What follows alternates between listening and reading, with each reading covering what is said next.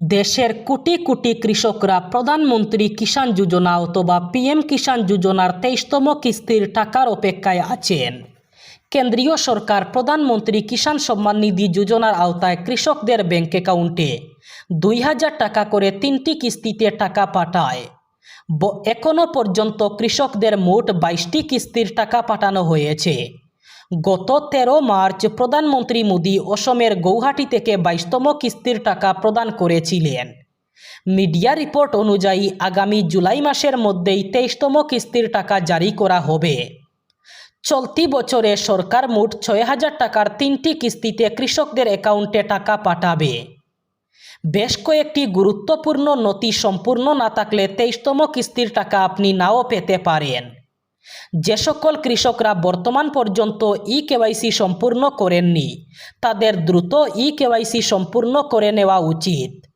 সরকারি নির্দেশিকা অনুযায়ী ওটিপির মাধ্যমে পিএম কিষাণ পোর্টাল খুলে ঘরে বসেই ই-কেওয়াইসি সম্পূর্ণ করা যাবে।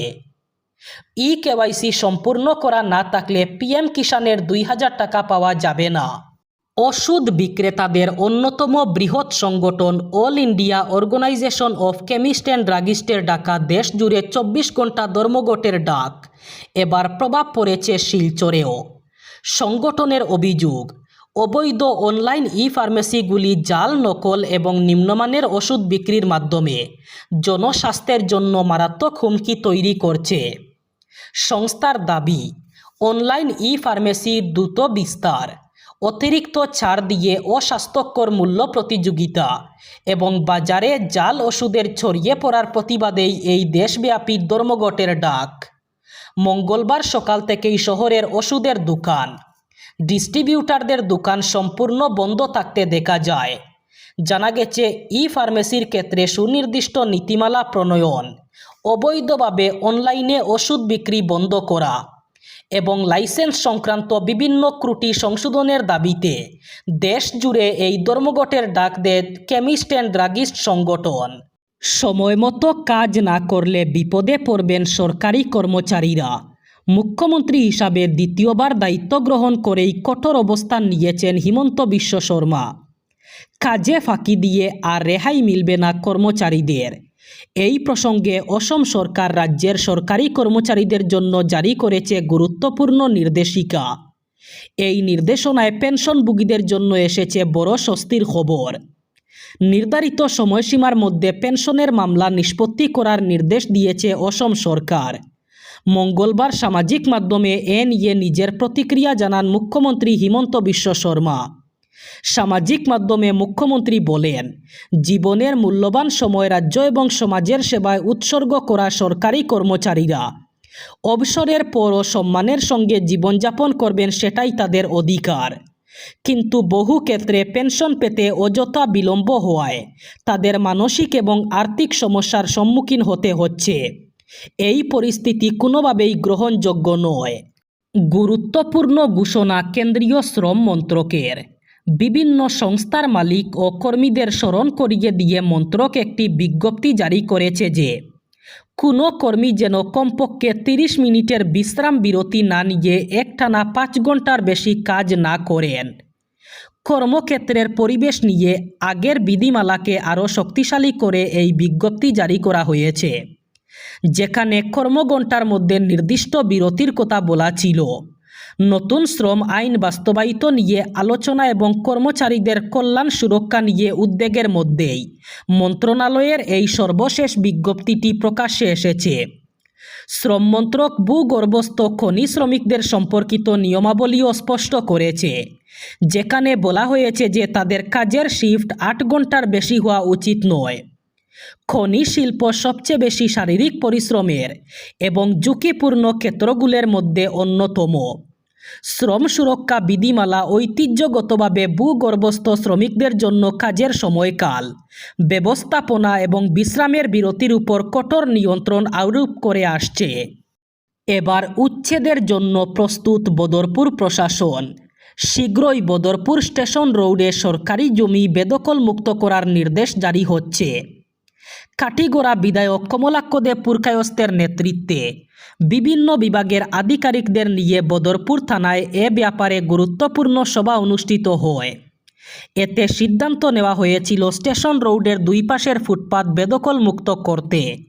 সেই মর্মে বদরপুর সার্কেল অফিস এবং পুরসভার তরফে বাজারের অবৈধ দখলদারীদের দোকানে দোকানে গিয়ে আগাম জানিয়ে দেওয়া হয় শীঘ্রই গুরুত্বপূর্ণ সড়কটি দখলমুক্ত করতে, অন্যথায় প্রশাসনের তরফে বুলডোজার চালানো হবে বলে সতর্ক করা হয়েছে। বিধায়ক কমলাক্ষ দেব পুরকায়স্থ নির্বাচিত হওয়ার পর সরকারি জমি দখলমুক্ত করতে ঝাঁপিয়ে পড়েছেন। উল্লেখ্য, বদরপুর শহরে অবৈধ গাড়ি স্ট্যান্ড, গাড়ি পার্কিং এবং ফুটপাত বেদখল করে জাতীয় সড়ক হোক অথবা স্টেশন রোড, ট্রাফিক জ্যামে নরক যন্ত্রণা ভুগছেন সাধারণ মানুষ। মানুষের দীর্ঘদিনের দাবি রেল স্টেশনে যাওয়ার এই গুরুত্বপূর্ণ সড়কটি যানজট মুক্ত করতে এবার বার কয়েক লোক দেখানো উচ্ছেদ করা হয়েছিল। তার 2-3 মাস পর আবার গজিয়ে উঠে দোকানগুলো, কিন্তু এতে ক্ষোভ প্রকাশ করেন স্থানীয় দোকান মালিক ও সাধারণ জনগণ। তাই এবার বিধায়ক কমলাক্ষের নেতৃত্বে বহু প্রতীক্ষিত উচ্ছেদ দীর্ঘস্থায়ী হবে বলে সকলে আশা প্রকাশ করছেন। মক্কার আকাশে হজের চাঁদ দেখে আনন্দে মাতোয়ারা সকল হজযাত্রী। হজের দিন তারিখ নির্ধারিত হওয়ায় এখন শুধু প্রস্তুতি নেওয়ার পালা। বৃহত্তর মক্কা এলাকায় বিশ্বের বিভিন্ন দেশ থেকে আগত পুণ্যার্থীদের ভিড় যখন চূড়ান্ত পর্যায়ে, মক্কা শরীফের মিডিয়া সেল ইন্ডিয়ান হজ কমিশন সূত্রে জানা হয়েছে, এ পর্যন্ত মোট 1,08,818 জন ভারতীয় হজযাত্রী মক্কায় উপনীত হয়েছেন। আগামী 25 মে অর্থাৎ সোমবার থেকে শুরু হবে মূল হজ, যদিও আগের দিন থেকেই যাত্রা শুরু হয়ে যায়। মক্কা শরীফ থেকে মিনার শহরে যাত্রার মাধ্যমে 2026 সালের হজ পর্ব উদযাপন শুরু হবে। পরদিন মঙ্গলবার হবে পবিত্র আরাফাত দিবস। এদিন আরাফাত ময়দানে অনুষ্ঠিত হবে বিশ্বের সর্ববৃহৎ পুণ্যার্থী সমাবেশ তথা ওকুফে আরাফা। এটি হজের বড় অঙ্গ। এই দিনটিতে আরাফাত ময়দানে উপস্থিত থাকার প্রহর গুনছেন সকল হজযাত্রী। কাছাড় জেলার গুমরা এলাকায় বাংলাদেশের 3 নাগরিককে আটক করল পুলিশ। গোপন সূত্রের ভিত্তিতে অভিযান চালিয়ে তাদের আটক করা হয়। পুলিশ সূত্রে জানা গেছে, আটক ব্যক্তিরা 2012 সালে অবৈধভাবে ভারতে প্রবেশ করেছিল। এরপর দীর্ঘদিন ধরে তারা দেশের বিভিন্ন প্রান্তে আত্মগোপন করে বসবাস করছিল। সম্প্রতি বেঙ্গালুরু থেকে কাছাড়ে এসে তারা পুনরায় অবৈধভাবে সীমান্ত পেরিয়ে বাংলাদেশে পালানোর বিকল্প করছিল। তবে পুলিশের তৎপরতায় সেই বিকল্প পরিকল্পনা সফল হয়নি। অভিযানে 3 জনকেই আটক করা হয়। আটক হওয়া ব্যক্তিদের নাম রিনা আক্তার, মোহাম্মদ আউয়াল এবং মোহাম্মদ হারুন। এই ঘটনার তদন্ত শুরু করেছে পুলিশ।